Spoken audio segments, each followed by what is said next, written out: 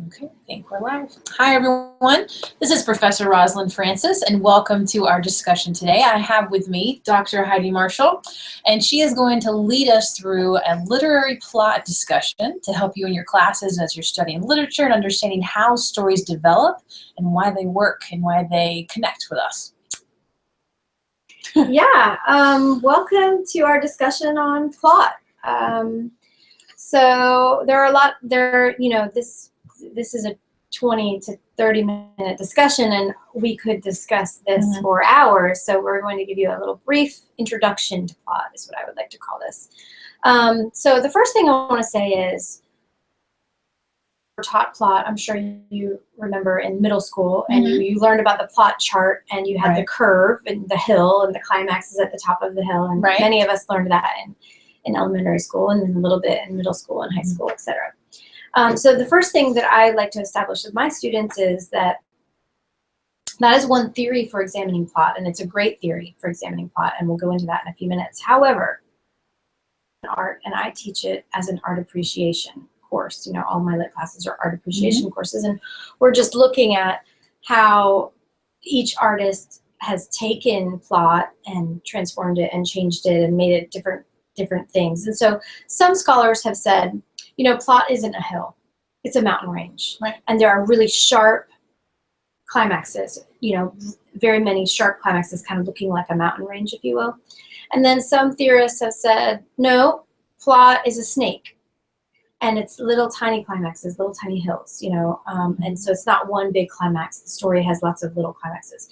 So you have to just understand that art is interpretive. There's a painting you love, and there's a painting that I will hate, you know, and that's the same with literature. I could say something about plot like, I think the protagonist is the whole family, and Professor Francis could say, no, she thinks the protagonist is the mother of the family.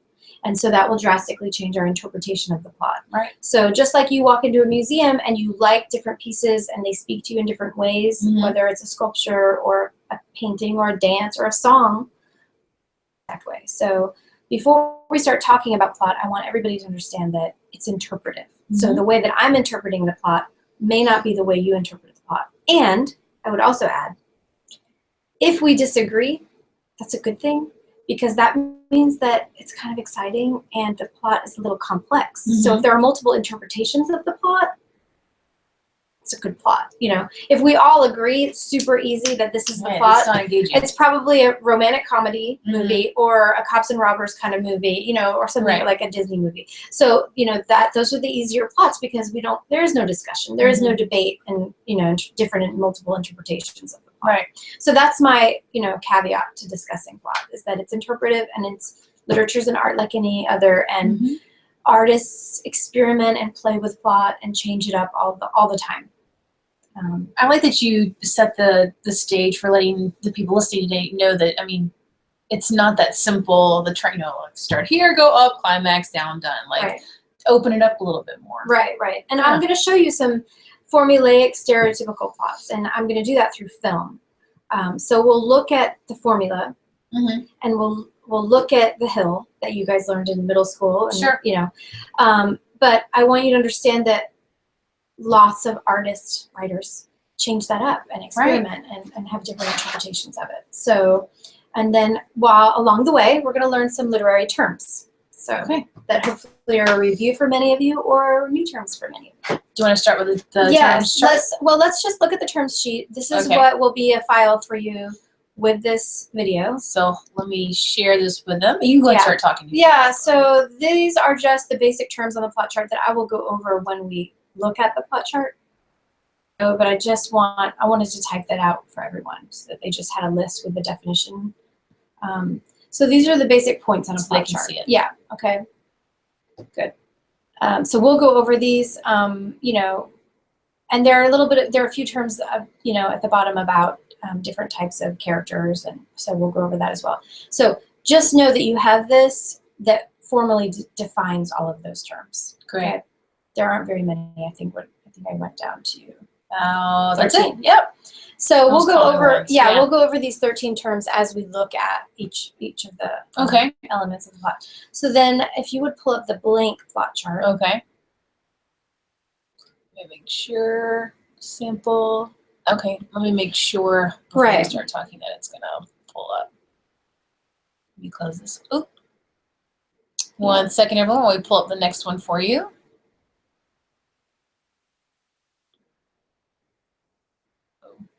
Hi, everyone. Okay. We're trying to pull it up. Here we go. Okay. So this is a blank plot chart, and so you might be in a class where you're asked to interpret plot, and this would be a great template for you to use. So the beginning of the story, whether it's a novel, a short story, or I want to zoom into that part. Yeah, the beginning is always right there at the exposition, and we'll talk about what that is. And then the end, if you just like glide over, is the resolution. There are 3 floating boxes on most plot charts. So if you scroll down. Yep. Okay. Scroll down. Thank you. Setting, theme, and symbols are floating boxes. You can sort of put those wherever you want. All right. So those are very important elements in plot, but they're usually floating on the plot chart. And so what I would like to do is define all of these via example. I certainly learn best via example, and I think my students usually respond best to learning terms via example. So I created a plot chart for you guys of a very formulaic, very easy to interpret film, Taken, starring Liam Neeson. Okay. So, and almost all of my students have always seen or have already seen it. And I did it on the original film. I know there's like 25 other Takens. I don't, this is on the original. Okay. And so the film is, it's a good action film. But fortunately, it's a great learning tool for plot because it's so incredibly formulaic. So I'm going to talk to you guys about these terms with this sample. Okay, it's up. Taken is up. Good. So let's look at the exposition. Okay. And we're going to learn via film, but again, this could apply to novels, short stories, a play you're reading in a lit class. It doesn't matter. Right. Okay? So it could apply to anything that has a plot, okay, which means it has a storyline. So exposition is really an easy term to remember because everyone is exposed. So it has the word expose in it. And in a novel, it's the first chapter maybe, or in a play, it's the first 5 to 10 minutes of the play, and same for a film, the first 5 to 10 minutes of a film. So if you're late to a movie, you miss things that are important, and you have to establish in the first 5 to 10 minutes of a story who's who. You have to say, oh, okay, oh, they're divorced, oh, they hate each other, oh, he just moved here. So in Taken, in the exposition, you write down 4 to 5 complete sentence facts that you learn, because you have to be, you have to be caught up a little bit. Right. And so in, the famous line of exposition in literature is in the play Medea by Euripides, and the teacher comes on stage, and I forget who it is, but we have to know that that's the teacher, and the teacher comes on stage, the children's teacher, and I think it's Medea or Jason, I think it's Medea, who says something, and she says, well, you're the teacher, you must know. Like, so it's an obvious, like, it's sometimes exposition, it can be forced because you're trying to establish who everyone is, and it's kind of, hello, mother. Right, it can be very awkward. Well, that thing you did to me last summer, or whatever they're trying to allude to, because they're trying to catch you up to speed so the story can start. You're making me think of soap operas. Oh, for sure. Oh my God. So if it's poor writing, depending, then you cannot, that also covers poor writing, but sure. So the exposition tells you who's who. So in Taken, we learn Brian is a former CIA agent. He's divorced. His wife's remarried a very wealthy man named Stuart. He has a 17-year-old daughter named Kim who wants to become a singer. And he seems to have a strained relationship with both his daughter and ex-wife. That's what we've figured out, that he hasn't been around. What's going on? And so that's what we learned that's what we learn in the first 5 minutes. Usually in the exposition, the water is calm. And when I first learned about plot, I would always have like a calm water wave next to my exposition because it really helped me pictorially to kind of address that the water was calm. And there's usually some sort of event, lightning bolt, that's why the lightning bolt is there. Okay. That sort of triggers, there's usually some sort of event that triggers the conflict. And it was my 6th grade teacher, who I will give credit to online. I wish I could contact her at Amherst Middle School in New Hampshire. Her name was Mrs. Gasser.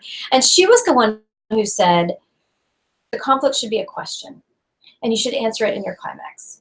And that really helped me understand how plot works, because she said, conflict should be a question, and your protagonist should be going up a staircase to solve that question. you know? And so these are the steps. Sure. Once you figure out what the conflict Back is, up a yeah, little bit. let's go back to the conflict question. Sure. Okay. Once you figure out what your conflict is, your plot chart is easy. Like that's the key to figure. That is the most important thing in the plot chart is the conflict question, in my opinion. Again, literature is interpretive. So once you figure out what is the problem in the story and who has the biggest problem, and so this story is very easy.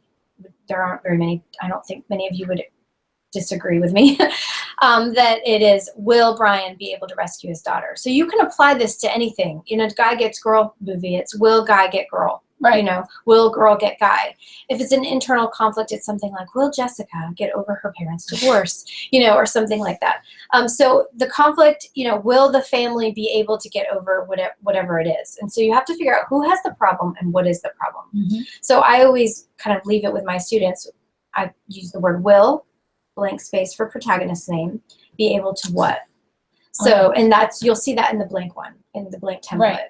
So will whoever is the protagonist be able to do what? And that can apply to any story. Will whomever be able to do what?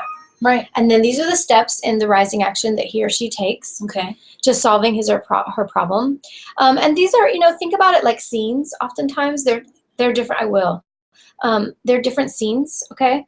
So the protagonist is going up the hill to solve his or her problem. And these are different scenes. However, it would be a really boring story if every step was positive to solving the problem. We wouldn't really enjoy the story because you need to see your protagonist, you know, fumble a little on the stairwell. And some of the steps need to be harder and they need to, you know, there needs to be a lot of snow and uphill and, you know, mud and things that cause problems. So you see those pluses and minuses there. That's because some of the steps are positive and some of the steps are negative. I think it makes it more, and we relate to the story. Right. That's Yeah, your character is fallible and your character is real, you know. So, excuse me. So anyway, so Brian, in the first step, travels to Paris and attempts to interrogate Peter at the airport, but he is hit by a bus. So he cannot interrogate Peter. He can't get information from Peter. This is the young Parisian that the girls talk to when they get to Paris. So all that is a negative step because he's chasing the guy and he gets hit by a bus. But then he solicits help from his friend Jean-Claude. That's a positive step. And Jean-Claude tells him that it's the Albanians. The poor Albanians got a bad rap in this film. So I don't need to read every step to you, but you'll see, you know, you see here that these are, the next one's negative and then the last step is positive. Then we move to the climax. Okay. And the climax is just a complete sentence answer to the question, the conflict question. So it's either yes, comma, or no, comma, complete sentence answer. So there's usually a climatic scene right before you have the climax. So a lot of students always think that, and there's different interpretations of this, obviously, but a lot of my students are always like, well, the climax is that scene. That's the final scene in the rising action, but the climax is truly, in my interpretation, the answer to the conflict question. You know, now we know the answer. You know, and most of the time it's yes, because people want a happy ending, you know. So, and then antagonists, I always like talking about antagonists because in this film it's very easy. It's the Albanian kidnappers, right? And Mrs. Gasser, my 6th grade teacher, I remember her putting the antagonist at the top of the hill there, and she drew the antagonist with a big boot. Right there, the stick figure had a big boot. And she said, the antagonist is kicking the protagonist back down the hill from solving his or her problem. And I got that. I was like, okay, that makes sense to me. And also, just a side note, you guys, protagonist and antagonist doesn't always have to be hero and villain. Right. Sometimes your protagonist can have heroic qualities, and you can then say, my protagonist is also a hero. And sometimes your antagonist can also have villain qualities, and you can say, okay, my antagonist is a villain. But don't assume your antagonist is always a villain. That's my advice to you. Don't always assume. My other thing to say about antagonists, which I think is exciting, and I love seeing my students' interpretation of antagonists, is I think you should think outside the box when you think about antagonists. It doesn't always have to be a person. It could be a concept or a thing or an abstract idea. Let me give you an example. I would argue, again, it's interpretive, but I would argue in the film with Tom Hanks, where he's stuck on the island, Castaway. I would argue in Castaway the antagonist is time. I would have, if I was doing a plot chart of Castaway, I would have time written there, and then I would have, instead of a guy with a machete, it would be a little clock. A clock, Yeah, because I think it's time that hurts him. It's time that truly kills him. Because everyone gives up on him, and they kill him, and they have a funeral for him. Right. And so if everyone in your life and the world has had a funeral for you and killed you because they've given up on you because of time, are you even alive anymore if nobody knows you're alive? It's kind of like that. If the tree falls in the forest and nobody knows it fell, did it make a sound? Right. So I think it's time that sort of hurts him the most and is pushing him back down from reaching his goal. And then he decides to change that by directing himself and saying, I'm going to get off this island and I'm not going to be dead anymore. Right. So, you know, I think I always encourage my students to look outside the box for antagonists, and I'm always impressed with what they come up with. You know, there are certain things I look for when I immediately am looking at a plot chart and my students are, you know, analyzing a piece of literature, and I look at antagonists, I look at symbol, and that's what always impresses me with how smart our students are and how they can think, you know. So anyway, climax is the complete answer to the question. Falling action is always much shorter than rising action, as you can see. Why is that? Because we already know the answer. And most people are like, we're done now. And so there are very few scenes that, you know, after he rescues his daughter, there's a scene with the daughter and the mom and, you know, reuniting at the airport. And there's a scene where he takes her to see the pop singer. I think that might be 3 minutes of the film. And then the resolution is just a couple sentences at the end where you wrap up what happened. And this text box is cut off. I'm sorry, you guys.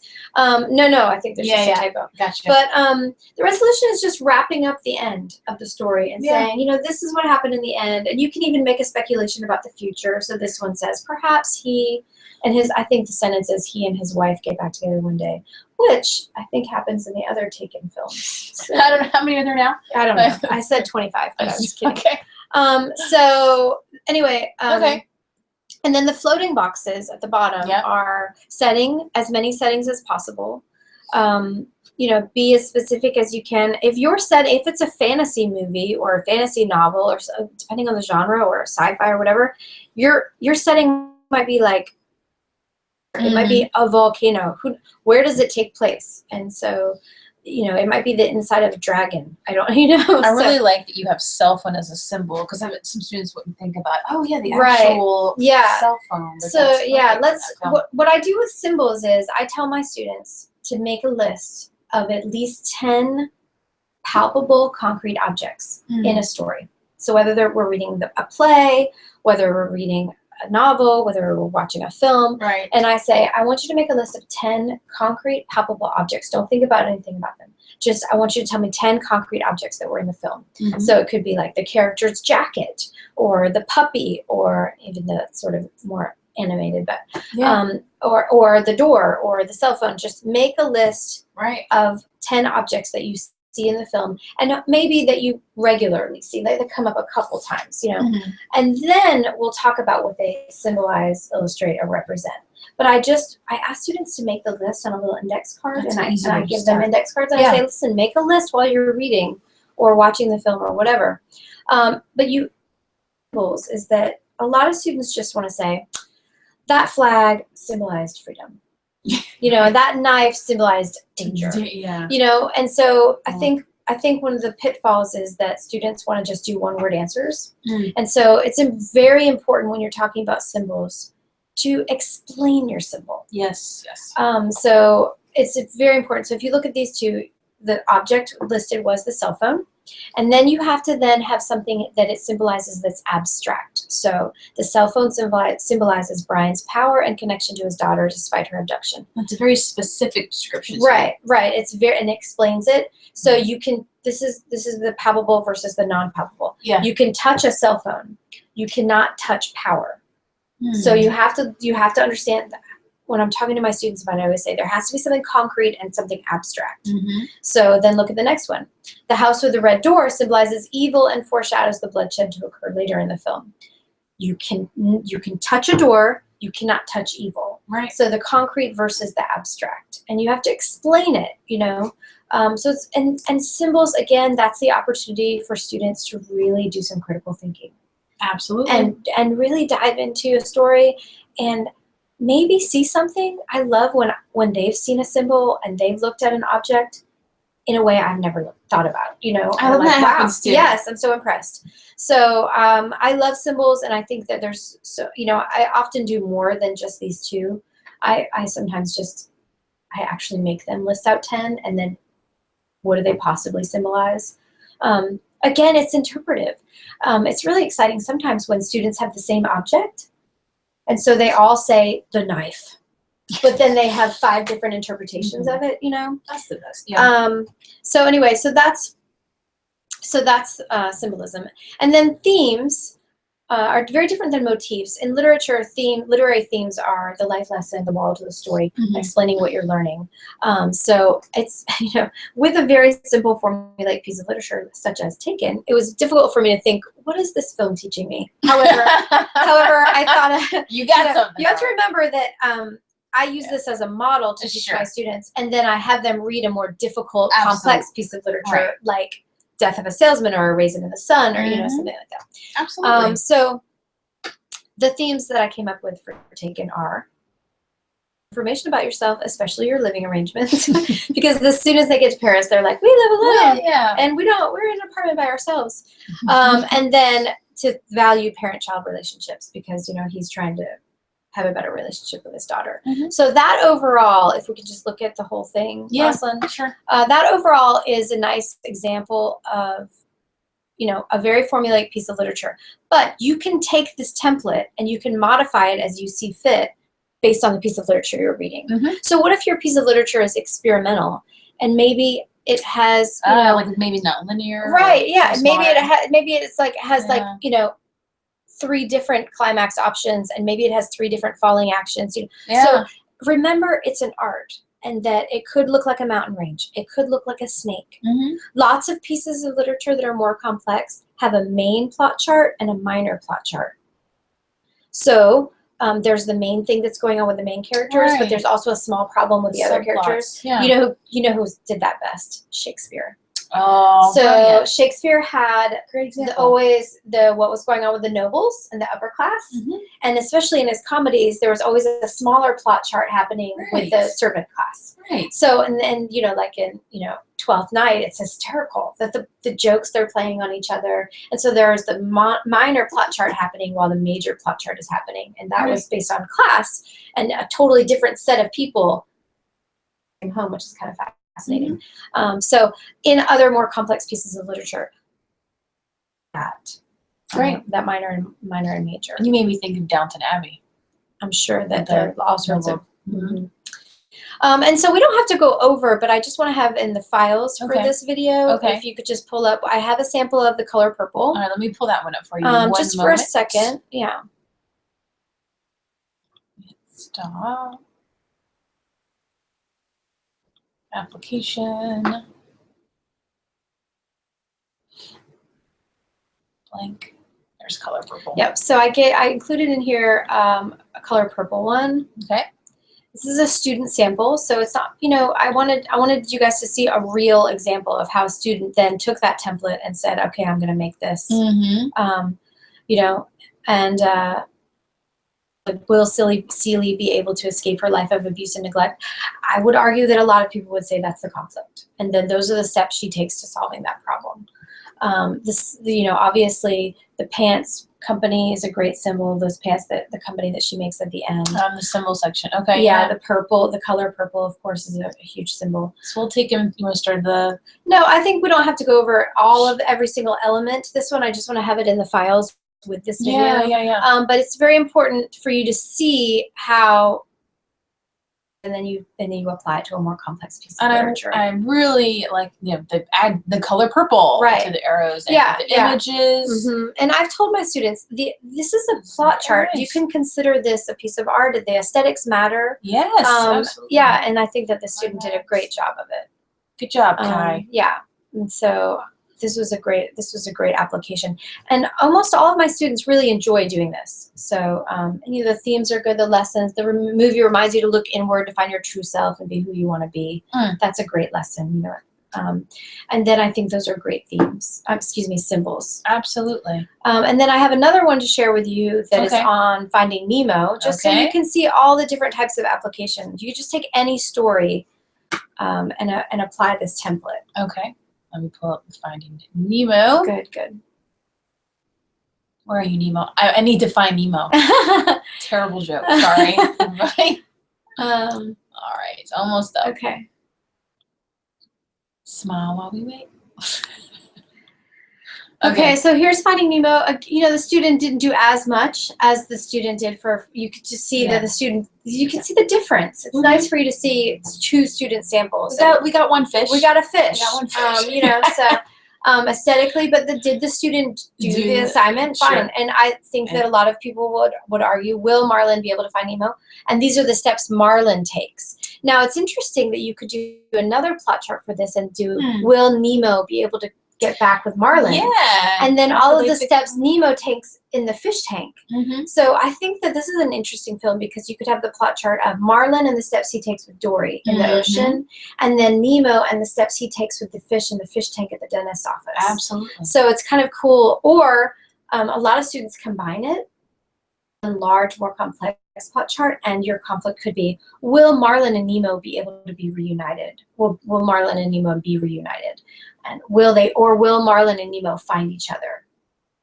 Way your rising action could be Marlin steps, Nemo steps, Marlin steps, Nemo steps, whether they're in the ocean or in the fish tank, for those of you who are familiar with the story. And so you could separate them, or you could kind of converge them into one plot chart. Then let's look what the students did for symbols, because I'm always excited about that. Okay, let's look at symbols. Here. The trenches symbolize that you cannot just go around the problem, that you must face the problem by going through it. That's a great one. The jellyfish symbolize that animals can be beautiful and deadly at the same time, for sure. And the filter symbolizes that you can get out of anything no matter the size or obstacle. Certainly Nemo overcame that filter. And so this is just a good sample by a student. And, like I said, Finding Nemo actually does have a lot of potential for complexity and a lot of discussion. Yeah. Unlike you would assume a very simple, almost like a children's book, children's story, but And I think that, like I said, if you combine both conflicts by both characters, the father and the son, you're going to get a very complex, especially very detailed rising action, Absolutely. So, that's so I guess I'll ask you last, some people are watching this just for fun and learning more about literary plot. Some people maybe watching this have been assigned a plot chart as an assignment for a memoir or a film. Any tips that you have for students who have been assigned that you must create a plot chart for a book or for a film? Any last summary statements to make for them? A couple of things. One is that, like I said, please remember that it's interpretive, and that as long as you feel that you can explain your interpretation, whether it's a symbol or the antagonist or what have you, make sure that you feel comfortable with your interpretation and that you read the story very carefully. So that would be tip number 1. Remember that it's open to interpretation, and you may not have the same interpretation that a classmate has. Right. Tip number 2 is make sure that you get your conflict question down. That is the most important step, in my opinion. Will be able to what?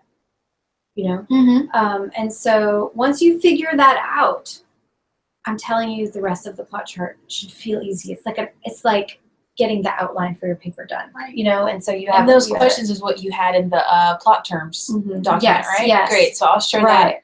I'll have that in the links at the bottom of this video as well. And if students in a class, will have it in Blackboard too. But I like that you even spelled it out even more. Like, here's the term, here's the sentence you need. Yeah. And there are a couple of terms on the sheet, character terms, like around dynamic characters, a character who grows and matures and evolves throughout a story. So usually your protagonist is going to be a round dynamic character. I do round hyphen dynamic because some textbooks say round and some textbooks say dynamic, and some say round dynamic. So that's a good point. Yeah, so a round dynamic character just means they evolve and mature and grow, and they're different from the beginning of the story till the end of the story. A flat static character, same thing, I hyphenated it, is the same. A very sweet grandma in the beginning, a very sweet grandma in the end, and then, or an evil monster in the beginning and an evil monster in the end. So a flat static character, for good or for bad, is just the same throughout the course of the story. Right. And so sometimes your antagonist is round, and your antagonist becomes friends with your protagonist by the end of the story, right? Good point. Again, that this is all interpretive and art. Right. So not every story is going to follow the template that we've provided. Right. It might shift a little, and it might be a slightly different version of that template, but the template can get you started. It can get you started understanding the terminology so that you can start to truly understand how stories work and how we tell them in better, greater, more complicated, interesting ways. Absolutely. And I think when we see those stories on paper, we internalize it and like, how does my plot chart look like? That's what we'll end on. What does your plot chart look like in life? Yeah. All right. Well, Dr. Marshall, thank you for your time again today. Thanks. With our literary plot discussion. I hope you all found it useful, and we'll see you for the next webinar. Great. When that Thanks, occurs. everybody. All right. Bye, Bye. everyone.